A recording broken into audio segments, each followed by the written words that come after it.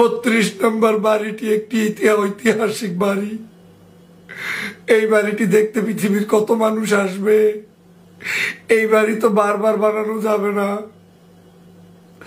আসসালামু আলাইকুম। ধানমন্ডি 32 নম্বর বাড়ি ভাঙায় অঝরে কাঁদলেন বিএনপি নেতা। দর্শক, আপনারা জানেন যে ছাত্র জনতা ক্ষিপ্ত হয়ে শেখ মুজিবের বাড়ি, শেখ হাসিনার বাড়ি ধানমন্ডি 32 নম্বর ভেঙে মাটির সাথে গুড়িয়ে দিয়েছে। আর এতেই অঝরে কাঁদলেন বিএনপি নেতা ডক্টর ফয়জুল হক। সুপ্রিয় দর্শক, আর এই কান্না যেন আওয়ামী লীগ নেতাকর্মীদের মনের ভিতরে আগুন ধরিয়ে দিল। আমরা দেখে আসবো বিএনপি নেতা কান্না করে করে কি বলছেন, আমরা তার মুখ থেকে বিস্তারিত শুনে আসবো। আগস্ট মাস শোকাহত মাস। বাংলার দামাল ছেলেরা 15ই আগস্ট 32 নম্বরের এই বাড়িটিতে কিভাবে হামলা করেছে। সিঁড়ি ভাঙচুর হয়েছে, বিল্ডিং ভেঙে গিয়েছে, ফ্লোর ভেঙে গিয়েছে। ইট পাথরের এই বাড়িটাকে কি পরিমাণ ক্ষতি সাধন করেছে ওরা। 32 নম্বর বাড়িটি একটি ঐতিহাসিক বাড়ি। এই বাড়িটি দেখতে পৃথিবীর কত মানুষ আসবে।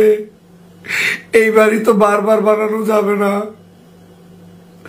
এত সুন্দর একটা বাড়ি, এত সুন্দর একটা বাড়ির দেয়াল, এত সুন্দর এখানে ইট পাথর দিয়ে বালু দিয়ে বানানো ঢাকা শহরের এত ঐতিহ্যবাহী বাড়ি আর ছিল না। সেরকম একটা বাড়িকে তোমরা 15ই আগস্ট এইভাবে বাড়িটাকে সম্পূর্ণ ক্ষত বিক্ষত করল। আমার বাঙালির স্বপ্নের বাড়ির উপরে কত সুন্দর ছাদ, কত সুন্দর সামনের রাস্তা, ফুলের বাগান, সব চূর্ণ বিচূর্ণ করে দিল। এই বাড়ির যারা আহত নিহত হয়েছে তাতে তো সমস্যা নাই, তারা তো আল্লাহর কাছে চলে যাবে, কিন্তু আমার বাড়ি কোথায় পাবো? তারা তো তাদের প্রাপ্তি পাবে, কিন্তু আমার বাড়ি কোথায় পাবো? আমি শোকাহত, আমি মর্মাহত। আমার এই বাড়ির জন্য আমি কত কষ্ট করছি। আমি দেশ ত্যাগ করি না শুধু এই বাড়িটা পাহারা দেওয়ার জন্য। এই বাড়িটার মধ্যে কত কিছু। এটা আমার স্বপ্নের বাড়ি। এই স্বপ্নের বাড়ির একটা ইটের সমান কি এই বাড়িতে যারা থাকতো তাদের মর্যাদা আছে? এরকম ইট আমি পাবো কোথায়? এরকম আমি বালু পাবো কোথায়? সিমেন্ট পাবো কোথায়? এরকম বাড়ি আর পাবো না। এরকম বাড়ি যারা জ্বালিয়ে দিয়েছে, এরকম বাড়িতে যারা আক্রমণ করেছে, ওরা মানুষ না। এই বাড়িগুলার ইটের প্রতি, দেয়ালের প্রতি, রঙের প্রতি, চুনকামের প্রতি একটু খেয়ালও করলো না। ওরা কি মানুষ? ওরা তো সন্ত্রাস, ওরা তো জঙ্গি। একটা বাড়ির দেয়ালের উপরে এত আক্রমণ কেন? একটা সিঁড়ির উপরে এরকম আক্রমণ কেন? একটা গ্রিলের উপরে এরকম আক্রমণ কেন? উপর থেকে, নিচ থেকে, চতুর্দিক থেকে। ওরা কি বুঝলো না যে এই বাড়িটা কত বড় ইতিহাস হয়ে থাকবে? এই বাড়িটা কত বড় মানুষের জন্য স্মৃতিচারণ হয়ে থাকবে? ওরা এটা বুঝলো না।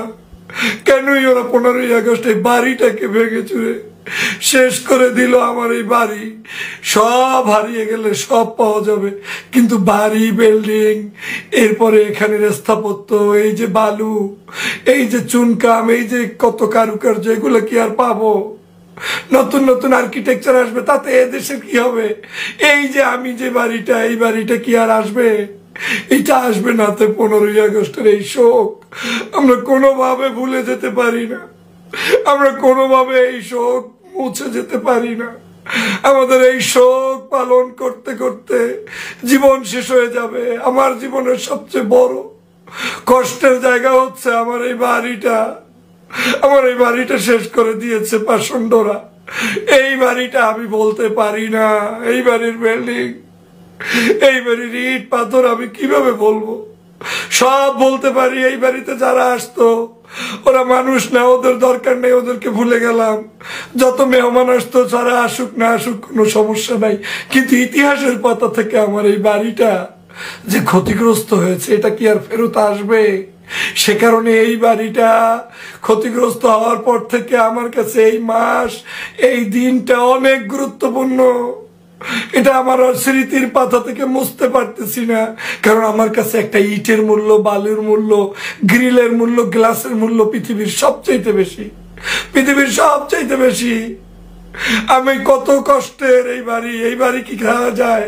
মানুষ যা ছিল এ বাড়িতে তারা কে ছিল না ছিল, মানুষ যাবে আসবে, কত মানুষ আসবে কত মানুষ যাবে, কিন্তু একটা বাড়ি হারাই গেলে সেই বাড়ি কি আর ফেরত পাওয়া যাবে?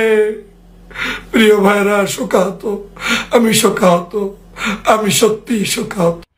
সুপ্রদর্শক, বিষয়টি আপনারা কিভাবে দেখছেন অবশ্যই আপনাদের মূল্যবান মন্তব্য কমেন্ট বক্সে জানাবেন। সবসময় সত্য নির্ভর তথ্য পেতে স্বাধীন বাংলা টিভি ইউটিউব চ্যানেলটি সাবস্ক্রাইব করে আমাদের সাথে থাকুন। আসসালামু আলাইকুম রহমতুল্লাহি ওয়া বারাকাতুহু।